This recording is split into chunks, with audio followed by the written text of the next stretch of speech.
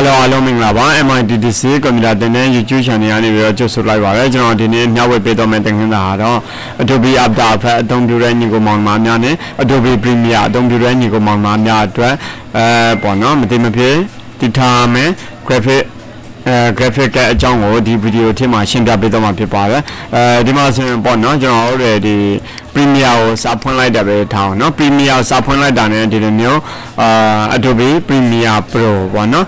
System Compatibility Report ကဘာဖြစ်လဲဆိုတော့ဒီ graphic က unsupported video driver လို့ပြောတာပေါ့နော် unsupported video driver နော်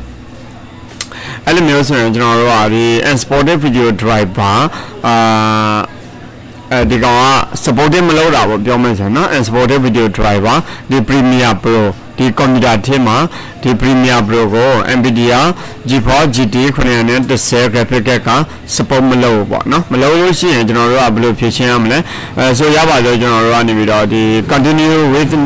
no issues ကိုတော့မယ်ဆိုရင်တော့ဒီ graphic ကမပါဘဲနဲ့အလုံးလုံးမယ်ဆိုတော့လုံးလို့ရတာမဲ့မကောင်းဘူးပေါ့နော်ဒါကတော့ Premiere ကနာပေါ့နော် Premiere မှာ supported မလုပ်လို့ရှိရင် After Effects မှာလည်း supported မလုပ်ပါအဲ့လိုဆိုရင်ကျွန်တော်တို့က After Effects ကိုလည်း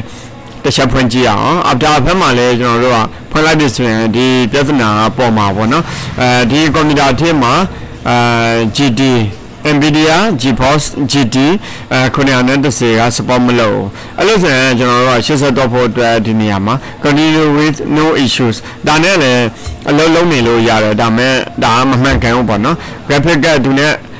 quality ကြဖို့အတွက်ကျွန်တော်တို့က driver update လုပ်ပေးရမယ်ဒီမှာ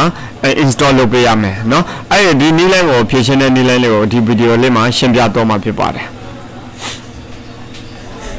ကဲဒါဆိုရင်တော့ဒါကိုလောဆယ်ဝင်လိုက်တယ်ဝင်လိုက်ပြီးတော့ကျွန်တော်တို့ကပြန်ပိတ်ပလိုက်မှာပေါ့နော်ပြန်ပိတ်ပလိုက်မယ်ဒါဆိုရင်ကျွန်တော်တို့ကဒီနှစ်ခုလုံးကပြောမယ်ဆိုရင်ဖွင့်လိုက်လို့ရှိရင် graphic driver ကကနေပြီးတော့ MITDC driver ကကနေပြီးတော့အလုံးမလုံးเนาะ support မလုံးဒီ computer ထဲမှာပေါ့နော်ကဲအဲ့ခါကျတော့ကျွန်တော်တို့က Google ကိုတော့မယ် Google ကိုတော့ပြီးတော့ဒီ Google ထဲမှာGoogle ထဲမှာMITDC video graphic driver download ဆိုပြီးတော့ရိုက်ထည့်လိုက်မယ်နော်ဒီမှာဆိုရင် MITDC driver download ဆိုတာပေါ်တယ်အဲ့ဒီဟာလေးနေလိုက်မယ်ဒီမှာဆိုရင် product type ကျွန်တော်တို့ကဒီမှာကြည့်မယ်ဆိုရင် Geforce လား Titan လား MITDC လားအများကြီးရှိပါတယ်ကျွန်တော်တို့ကဒါ Geforce ဖြစ်တယ်နော်အဲ့ဒါဆိုရင်ကိုရဲ့ဒီgraphic ကဘယ်လောက်လဲဆိုတာကိုလည်းသိဖို့လိုတယ်သိဖို့လိုတော့ကျွန်တော်တို့ကဒီ computer ပေါ်မှာ right click ထောက်ပြီးတော့ဒီမှာNVIDIA control panel ကိုနှိပ်လိုက်တယ်နှိပ်လိုက်တဲ့အခါမှာကျတော့ဒီမှာGeforce GT 910 series ပေါ့နော်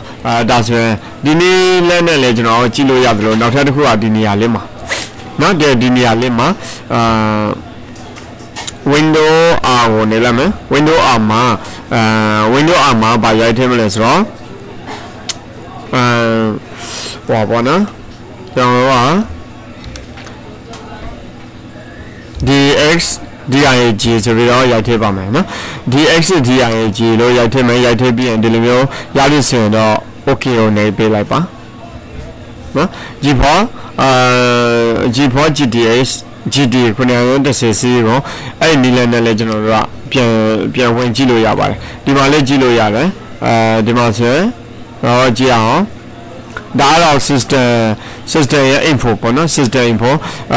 graphic ကတော့ကြည့်မယ်ဆိုရင်တော့ဒီ display မှာတော့ကြည့်လို့ရတယ် display မှာဆိုရင် Geforce GT 910 series ပေါ့နော်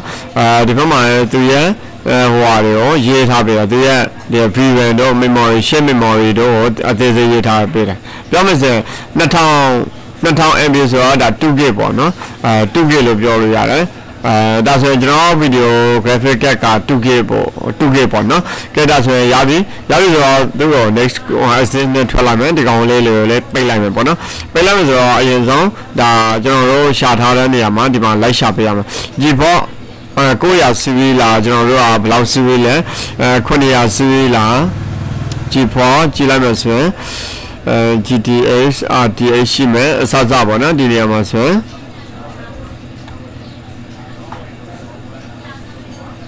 Geforce 900 series နော် Geforce 900 series ဒီအောက်မှာဆိုရင် product မှာဆိုရင်တစ်ချက်ကြည့်အောင်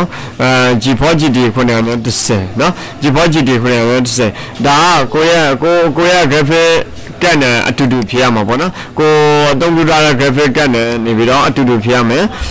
ဒီမှာဆိုရင် Geforce GT 910ဒီဘက်မှာလည်းအဲ့လိုမျိုးပဲ Geforce GT 910 Windows 10အတွက်ကျွန်တော် Windows 10အသုံးပြုရဆိုတော့ Windows 10အတွက်11အသုံးပြုရ11အတွက်ကျွန်တော် Windows 10ကိုအသုံးပြုရဆိုတော့ Windows 10 64 bit အတွက်နော်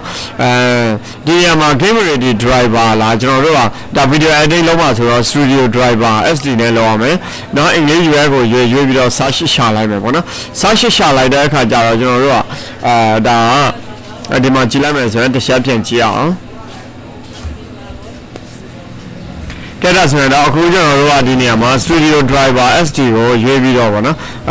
search ကိုပြန်ရှာကြည့်တဲ့အခါကျတော့ no certified download ဆိုပြီးဖောင်းဆိုပြီးတော့တွေ့ရတယ်သူကအဲ့လိုမျိုးမရှိဘူးဆိုပြီးတော့ဗောနော် studio driver မရှိဘူးဆိုတော့ဒါဆိုရင်ကျွန်တော်တို့က game ready driver GRE ကိုရွေးပြီးတော့ search ကိုနေလိုက်တဲ့အခါကျတော့အဲ့ဒါနဲ့ပတ်သက်ပြီးတော့ဒီမှာကြားလာတာဗောနော်ကြားလာတယ်အဲ့လိုဆိုရင်ကျွန်တော်တို့ဒီမှာကြားလာတဲ့ဟာကိုတခါ download ဆိုပြီးတော့ဒီ download ဆိုတဲ့ခလုတ်ကိုနေပေးရမယ်ဒါကတော့ site က905.3.6 MB ရှိတာပေါ့နော်ဒီ driver ရဲ့software ဒီ software driver site ပေါ့နော်ပြီးရင် download ကိုနေပါမယ်နော် download ကိုနေလိုက်လို့ရှိရင်နောက်ထပ်ဒီနေရာမှာ download ဆိုတာတခုထပ်ပေါ်မယ်ပေါ့နော်download ကိုနေပါမယ်ဒါဆိုရင်ဒီမှာ download လုပ်နေပြီဒါကတော့ internet အမြဲတမ်းပေါ်မူတည်ပြီးတော့ဒီကောင်ကကြာမြင့်တဲ့ပါတယ်အဲ့ဒါကိုကျွန်တော်တို့ကနေပြီးတော့ဒါချိန်ပေါ့နော်ဒီကောင်ပြီးတဲ့အထိကိုကျွန်တော်တို့ကစောင့်ပါမယ်စောင့်ပြီးမှ download ရတဲ့ဟာကို install လုပ်ပါမယ်နော်ခဏလေးစောင့်ပေးလိုက်ပေါ့နော်ကဲဒါဆိုရင်တော့ကျွန်တော်တို့ကဒီမှာ down ပြီးသွားပြီပေါ့နော် down ပြီးသွားပြီဆိုတော့အဲ download file ထဲကိုဝင်လိုက်မယ်ဒါကတော့ဟိုပါပေါ့နော်ဒီ GT 910အတွက်နော်GT 910အတွက်driver ကိုကျွန်တော်တို့က install လုပ်မယ်ပေါ့နော်install လုပ်အောင် install လုပ်မယ်ဆိုရင်သူ့ကိုdouble click နှိပ်လိုက်ပါ double click နှိပ်လို့ရှိရင်လည်း install လုပ်လို့ရပါတယ်နော်ဒီလိုပေါ်လာပြီဆိုရင်တော့ကျွန်တော်တို့က okay ပေးလိုက်ပေါ့နော်ဒီကောင်ကမလို့သေးဘူးဆိုရင်သူ့ကိုလောဆယ်ပိတ်ထားမယ်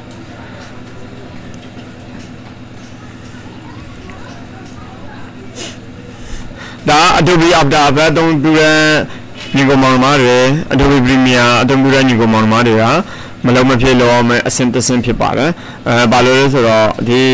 software တွေသုံးနေတဲ့များဒီပြဿနာပေါ်နေဥမှာဖြစ်ပါတယ်နော်အဲ့ဒါကြောင့်မလို့ကျွန်တော်တို့ဒီ graphic driver no support လုပ်တဲ့ဟာကတော့လောက်ကိုလောအောင်မှာပေါ့နော်အဲဒီ software ကတော့မောင်ကို install လုပ်ကိုလောပေးရမှာဖြစ်ပါတယ်နော်ဒီမျိုးပေါ်လာပြီဆိုရင်ကျွန်တော်တို့ကဒီ software company ကနေ agreement သဘောတူချက်တောင်းလာပေါ့နော်အဲ့ခါကျ agree and continue ကျွန်တော်တို့သဘောတူရတာပေါ့နော်အဲ့မှာအခု installation option ရှိတယ်နော် expect recommended upgrade system driver retains current NVIDIA setting custom allows you to select component ဒါကြတော့ auto တော့မယ်ဒါကြတော့ custom မိမိစကြရွေးတာပေါ့နော်ကျွန်တော်တို့က auto တော့တာနဲ့ပဲရွေးလိုက်မယ် next ကိုနေမယ်ဒါဆိုရင်သူက auto လိုတဲ့ဟာလေးဒီ computer အတွက်လိုတဲ့ဟာလေးတွေအကုန်လုံး install သူအလိုလုပ်ပေးတော့မယ်နော်တခြားပဲကျွန်တော်တို့ကဒီမှာကြည့်ပေးရမှာဒီ driver down တဲ့အခါပေါ့နော်driver down တဲ့အခါမှာကျွန်တော်တို့က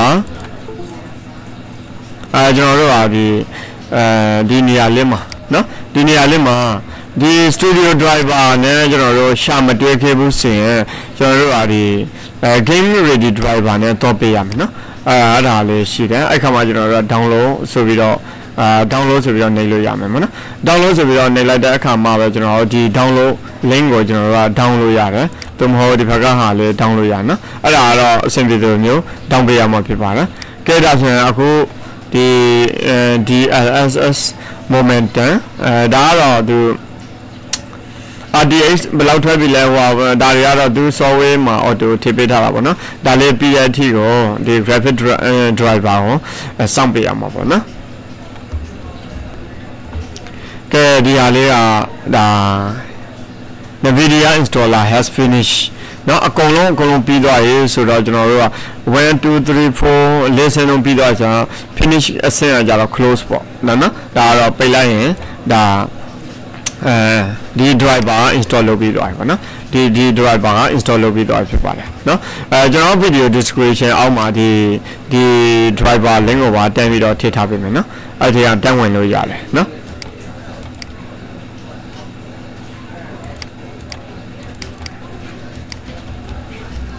ဒါတော့ကျွန်တော်တို့က install လုပ်ပြီးသွားပြီဖြစ်ပါတယ် install လုပ်ပြီးသွားပြီဆိုတော့ကျွန်တော် Adobe Premiere ကျွန်တော် install လုပ်လိုက်တာokay မ okay ပေါ့နော်တကယ်လို့ကျွန်တော်ဒီ Adobe Premiere ကိုဖွင့်လိုက်လို့အဲ့ဒီ error တက်တဲ့ဆိုရင် set ကို restart ရှာပေးရမှာဖြစ်ပါတယ် computer restart ရှာပြီးရင်တော့သူကဒီအဲ့ error လေးကပျောက်သွားမှာပေါ့နော်ဒါအခုဆိုရင်တော့တန်းပျောက်သွားပြီမလို့တော့ကျွန်တော် restart ရှာပြမလို့တော့ After Effects ကိုဖွင့်ကြည့်အောင် After Effects ကရောဖွင့်လို့ရပြီလား After Effects ဖွင့်လို့ရပြီဆိုရင်ကျွန်တော်တို့ကဒီ driver install လုပ်တာအောင်မြင်သွားပြီဒါဆိုရင်ဒီမှာgraphic card will no longer be supported like in an upcoming release please update to new graphic design ဒါမဲ့ပထမ error မျိုးမတက်တော့ဒါဆိုရင် okay လို့ပဲသူကတတိပေးဝင်ရှိတယ်ဒါမဲ့ဒီ Adobe After Effects အတွက်ဒီကျွန်တော်အသုံးပြုထားတဲ့ graphic card ကအလုပ်လုပ်သွားပြီဖြစ်ပါတယ်เนาะဒါကတော့video editor တွေနောက်ပြီးတော့ motion graphic designer တွေ Adobe After Effects user တွေ Adobe Premiere အသုံးပြုတဲ့ Adobe Premiere user တွေကမလုံးမဖြစ်လုပ်ထားမယ်အချက်တစ်ချက်ဖြစ်ပါတယ်အားလုံးပဲကျေးဇူးတင်ပါတယ်เนาะကျွန်တော် MITDC computer တင်တဲ့ YouTube channel ကို subscribe မလုပ်သေးရင် subscribe လေးလုပ်ပေးခဲ့လို့တောင်းဆိုပါရခင်ဗျာအားလုံးကျမရှင်းတာရပါပြီ